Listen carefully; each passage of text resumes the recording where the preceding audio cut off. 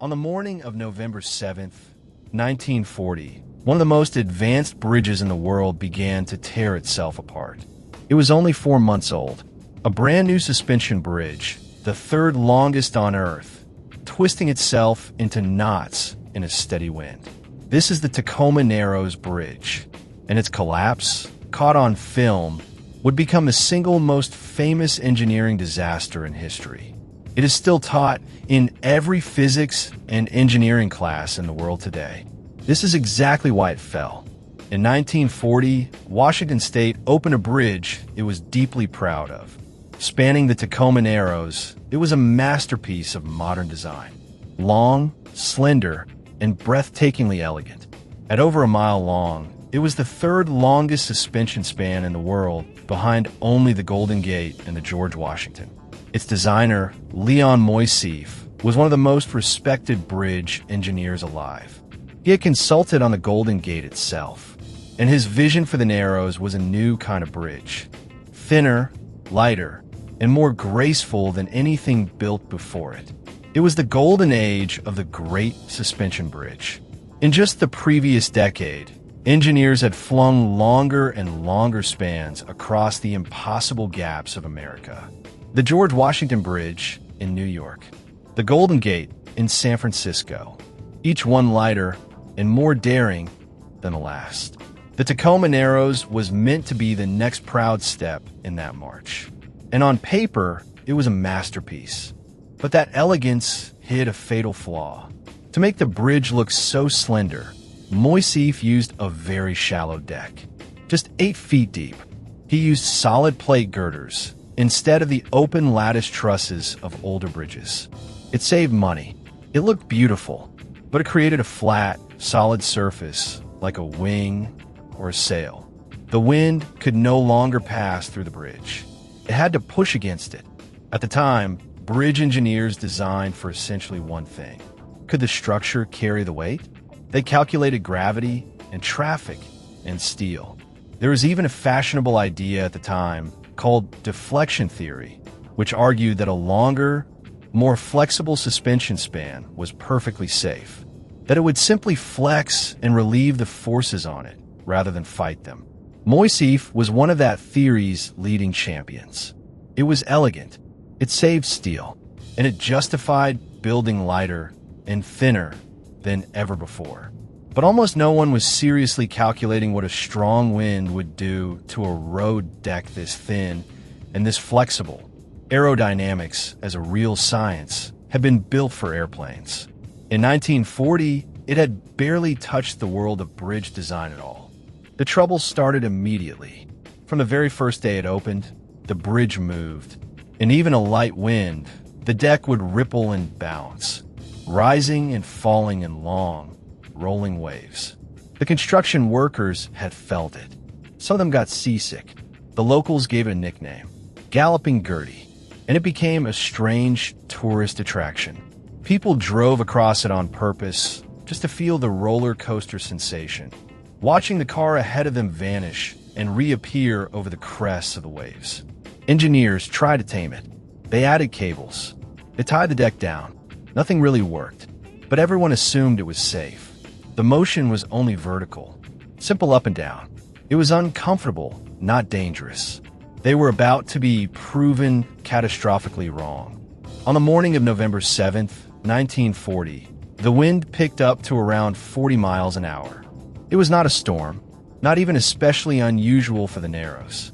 At first, the bridge did what it always did. It bounced in those familiar rolling waves. But then, at around 10 in the morning, something changed. The motion suddenly shifted.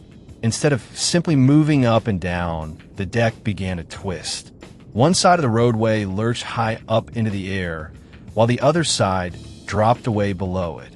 Then it reversed, and then reversed again. The entire span was now corkscrewing violently along its length. This was a completely different kind of motion.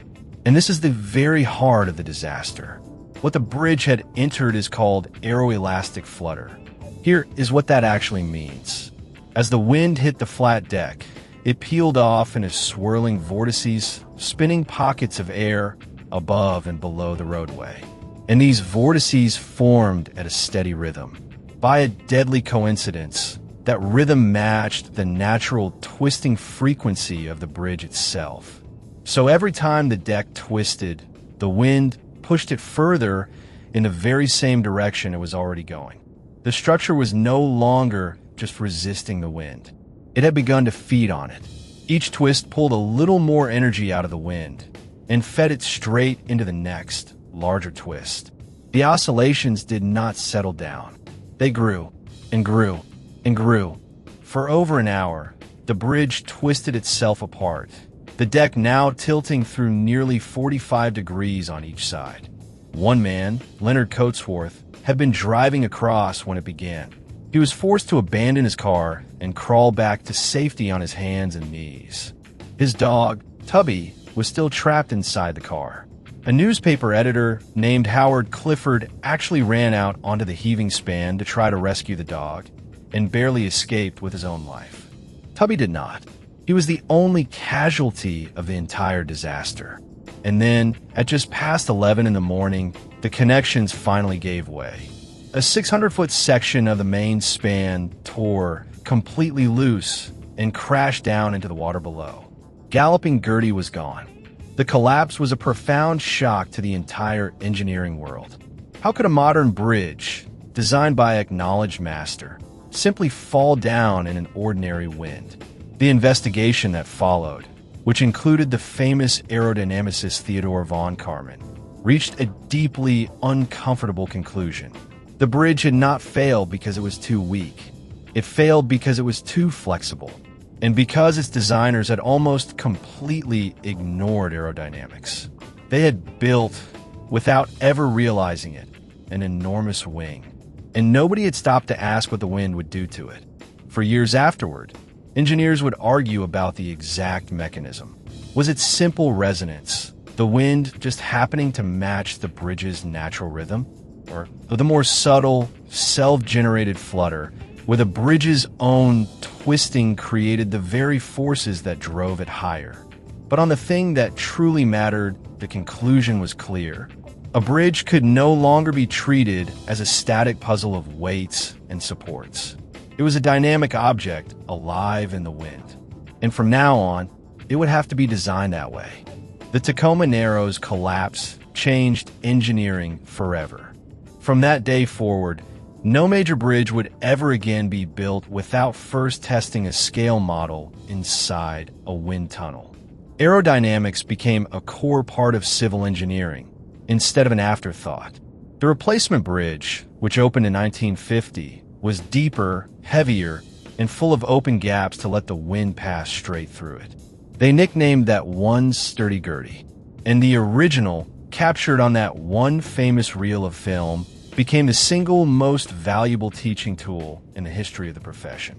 Every engineer who has designed a bridge since that day has learned the very same lesson from the very same footage. Never, ever forget the wind.